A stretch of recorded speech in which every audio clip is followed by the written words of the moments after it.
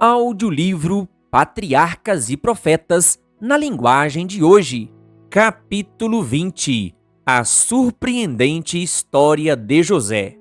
Enquanto isso, José estava a caminho do Egito, levado pelos donos da caravana que o haviam comprado.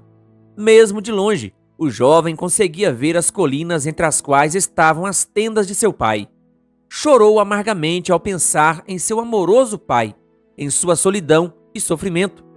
Ainda soava em seus ouvidos as palavras dolorosas e os insultos dirigidos a ele diante de suas súplicas desesperadas em Dotã.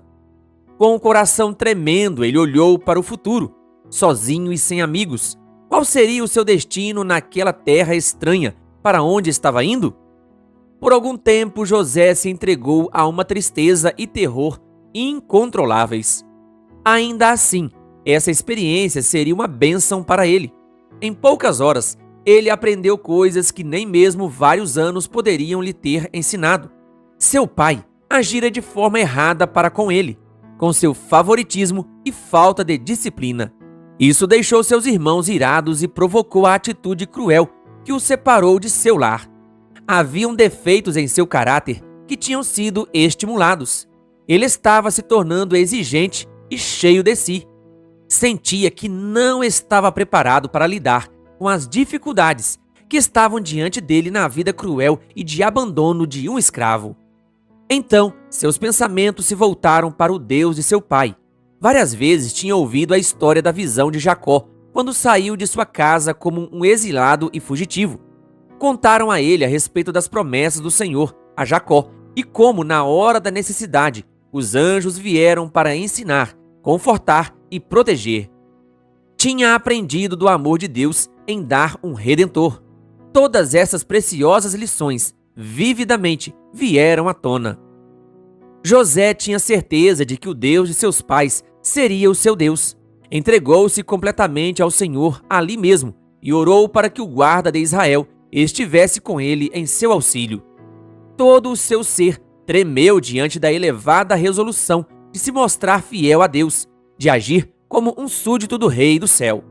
Ele enfrentaria as provações em sua vida com coragem e cumpriria fielmente o seu dever. A terrível experiência de um único dia fez com que deixasse de ser uma criança mimada para se tornar um homem ponderado, corajoso e confiante. Quando chegou ao Egito, José foi vendido a Potifar, capitão da guarda real. Durante 10 anos, foi exposto a tentações em meio à idolatria, rodeado de toda a pompa da realeza, da riqueza e cultura da mais alta nação civilizada que existia na época. Mesmo assim, José manteve a sua lealdade a Deus. Estava rodeado de cenas e sons indesejáveis, mas era como se nada visse ou ouvisse. Ele não permitia que seus pensamentos se ocupassem com coisas proibidas. O desejo de alcançar o favor dos egípcios não o fazia abrir mão de seus princípios. Não fazia qualquer esforço para ocultar o fato de que era um adorador de Jeová. O Senhor estava com José, de modo que este prosperou. Seu patrão percebeu que o Senhor estava com ele e que o fazia prosperar em tudo o que realizava. Gênesis 39, versículos 2 e 3. A confiança de Potifar em José aumentava dia a dia e, finalmente, ele o promoveu a seu mordomo, com total controle sobre todos os seus bens. Assim deixou ele aos cuidados de José tudo o que tinha e não se preocupou com coisa alguma, exceto com sua própria comida. Gênesis 39, versículo 6. O dinamismo, prontidão, zelo e energia de José eram coroados pela bênção divina. Mesmo seu senhor idólatra aceitava isso como o segredo de sua prosperidade. Deus era glorificado pela fidelidade de seu servo. Era seu objetivo que o crente em Deus aparecesse em marcante contraste com os adoradores de ídolos. Assim, a luz da graça celestial resplandeceria em meio às trevas do paganismo. O capitão chegou a considerar José como um filho em vez de um escravo. O jovem foi levado a entrar em contato com homens de posição e elevado nível intelectual, adquirindo não apenas conhecimento das ciências, idiomas e negócios, mas também uma educação necessária para ser o futuro primeiro-ministro do Egito. Tentação quase invencível. A esposa do senhor de José tentou induzir o jovem a transgredir a lei de Deus. Ele tinha permanecido incontaminado da corrupção que enchia aquela terra pagã. Mas essa tentação, não repentina, tão forte, tão sedutora, como deveria lidar com ela? José bem sabia o que a recusa lhe traria. De um lado estavam a cumplicidade, os favores e as recompensas.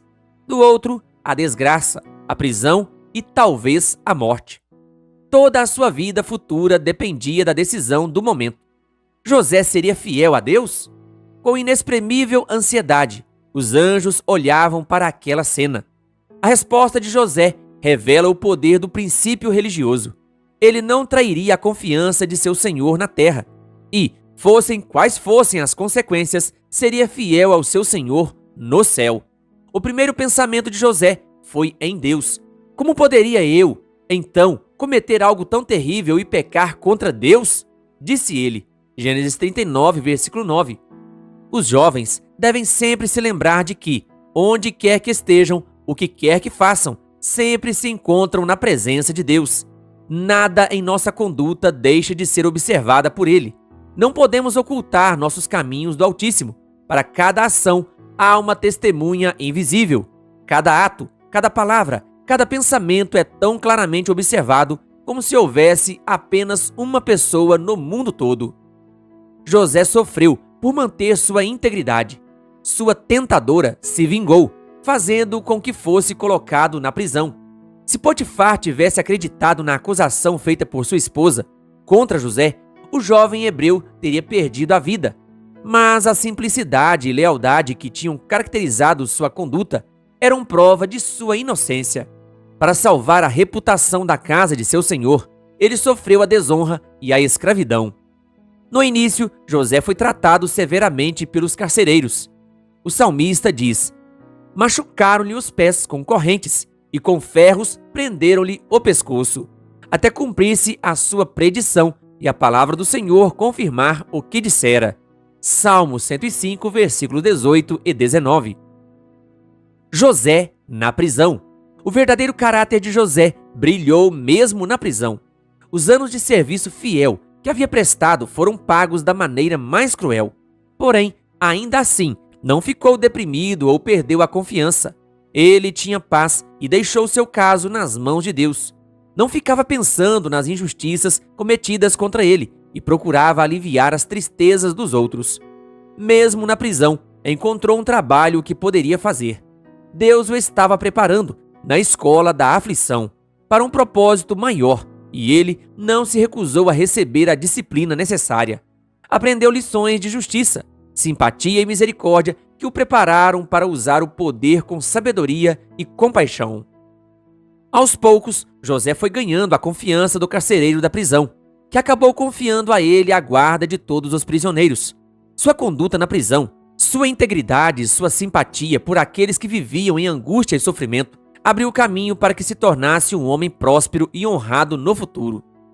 Quando inspirados por um motivo justo, toda palavra bondosa falada aos aflitos, todo ato realizado para aliviar os oprimidos e tudo o que for dado aos necessitados resultarão em bênçãos para o doador. O padeiro-chefe do rei e o copeiro-chefe tinham sido presos por um ato errado que cometeram e ficaram sob a responsabilidade de José.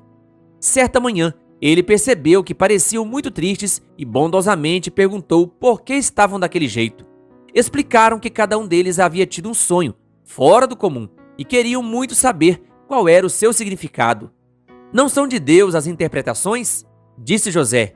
Conte-me os sonhos. Gênesis 40, versículo 8. Depois que cada um contou o sonho que teve, José revelou o seu significado. Em 3 dias, o copeiro seria reintegrado ao seu cargo e daria o copo nas mãos do faraó, como fazia antes, mas o padeiro-chefe seria morto por ordem do rei. Nos 2 casos, aconteceu conforme havia sido predito. O copeiro do rei tinha demonstrado profunda gratidão por José, pela feliz interpretação do sonho e por muitos atos de bondade e atenção. Por sua vez, José, referindo-se à prisão injusta a que havia sido condenado, suplicou que seu caso fosse levado perante o rei. Quando tudo estiver indo bem com você, disse ele: lembre-se de mim e seja bondoso comigo. Fale de mim ao faraó e tire-me desta prisão, pois fui trazido à força da terra dos hebreus, e também aqui nada fiz para ser jogado neste calabouço. Gênesis 40, versículos 14 e 15. O copeiro-chefe viu que seu sonho tinha se realizado em todos os detalhes, mas quando foi restaurado ao favor real, ele se esqueceu daquele que o havia ajudado. José permaneceu como prisioneiro por mais 2 anos. A esperança que tinha começado a arder em seu coração, pouco a pouco foi se apagando, e, às outras provações, foi acrescentada a mais amarga dor da ingratidão. Entretanto, a mão divina estava pronta para abrir as portas da prisão. Em uma noite, o rei do Egito teve 2 sonhos que indicavam aparentemente o mesmo acontecimento, e pareciam estar prevendo uma grande calamidade. Os magos e sábios não puderam dar a interpretação. A perplexidade do rei aumentava e o terror se espalhou por todo o palácio. A agitação real fez com que o copeiro-chefe se lembrasse do próprio sonho.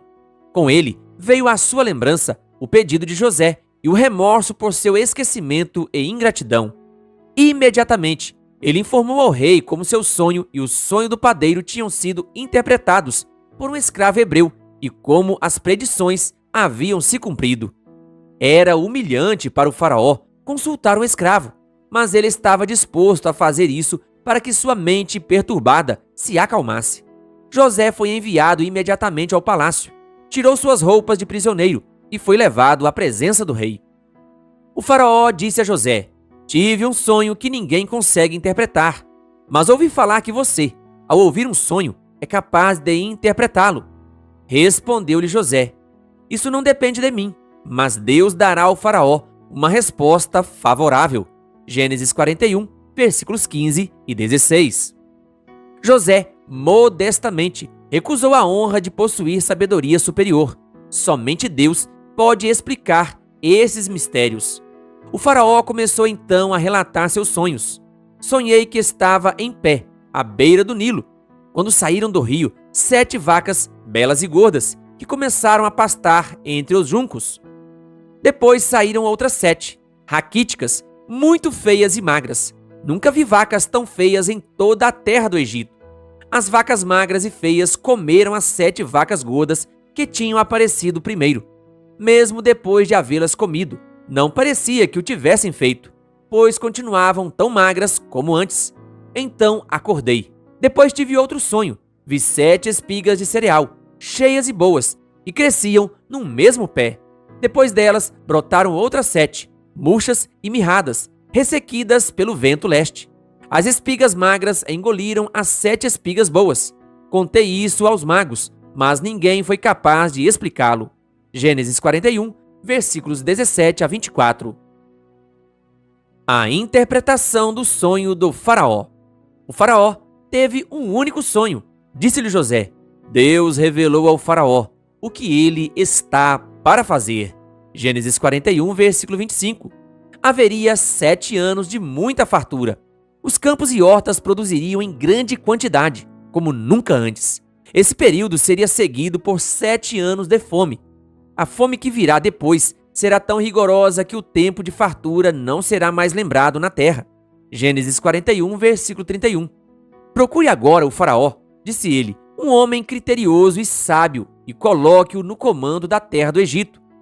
O faraó também deve estabelecer supervisores para recolher 1/5 da colheita do Egito durante os 7 anos de fartura. Eles deverão recolher o que puderem nos anos bons que virão e fazer estoques de trigo que, sob o controle do faraó, serão armazenados nas cidades. Esse estoque servirá de reserva para os 7 anos de fome que virão sobre o Egito, para que a terra não seja arrasada pela fome. Gênesis 41, versículos 33 a 36. A interpretação foi racional e coerente. A política recomendada era sólida e não tinha como ser colocada em dúvida. A quem poderia ser confiada a execução desse plano?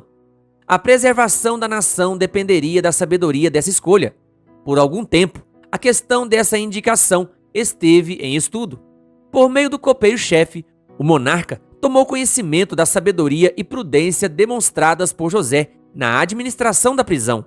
Era evidente que ele tinha uma habilidade administrativa superior. Em todo o reino, José foi o único homem dotado de sabedoria para indicar o perigo que ameaçava o país e o preparo necessário que deveria ser feito para enfrentar uma situação como aquela. Não havia ninguém, entre os oficiais do rei, tão bem qualificado para conduzir os negócios da nação naquele momento de crise. Será que vamos achar alguém como este homem, em quem está o Espírito Divino? Gênesis 41, versículo 38. Perguntou o rei aos seus conselheiros. De prisioneiro a primeiro-ministro. Foi feito então a José o surpreendente anúncio. Uma vez que Deus lhe revelou todas essas coisas, não há ninguém tão criterioso e sábio como você. Você terá o comando de meu palácio, e todo o meu povo se sujeitará às suas ordens. Somente em relação ao trono serei maior que você. Em seguida, o faraó tirou do dedo seu anel-selo e o colocou no dedo de José. Mandou-o vestir de linho fino e colocou uma corrente de ouro em seu pescoço. Também o fez subir em sua segunda carruagem real. E à frente, os arautos iam gritando: "Abram caminho!" Gênesis 41, versículos 39, 40, 42 e 43. Da prisão, José foi elevado a governador de toda a terra do Egito, uma posição altamente honrada, mas também cercada de perigos. Ninguém pode ocupar uma elevada posição sem estar sujeito ao perigo. A tempestade que não atinge a humilde flor no vale arranca pela raiz a frondosa árvore no topo da montanha. Assim também, aqueles que mantiveram sua integridade na vida humilde que levavam podem ser arrastados pelas tentações que aparecem com o êxito e as honras mundanas. O caráter de José resistiu da mesma forma tanto à prova da adversidade como da prosperidade. Ele era um estrangeiro em terra pagã, separado de sua família, mas acreditava que a mão divina tinha dirigido completamente a sua vida. Com inabalável confiança em Deus, desempenhava fielmente os deveres do cargo que ocupava. A atenção do rei e dos grandes homens do Egito foi dirigida ao verdadeiro Deus, e eles aprenderam a respeitar os princípios revelados na vida de José como adorador de Jeová. Em seus primeiros anos, José seguiu o seu dever e não a inclinação. A integridade, a simples confiança, a nobre natureza do jovem produziram frutos em seus atos quando homem. As circunstâncias variadas que encontramos dia a dia são destinadas a provar a nossa fidelidade e a nos qualificar para maiores responsabilidades. Ao se apegar aos princípios, a mente se acostuma a atender às exigências do dever acima do prazer e da vontade. A mente assim disciplinada não oscila entre o que é certo e o errado, como a cana balança ao vento. Pela fidelidade nas pequenas coisas, adquirem forças para serem fiéis nas coisas maiores. Um caráter reto tem maior valor que o ouro de Ofir. Sem ele, ninguém pode alcançar uma elevada posição. A formação de um caráter nobre representa o trabalho de uma vida inteira. Deus oferece as oportunidades. O êxito depende do uso que fazemos delas. Querido ouvinte, que a graça e a paz de Jesus estejam com você. Se você ainda não é inscrito em nosso canal, se inscreva e ative o sininho das notificações. Canal O Bom da Bíblia, compartilhando a Palavra de Deus.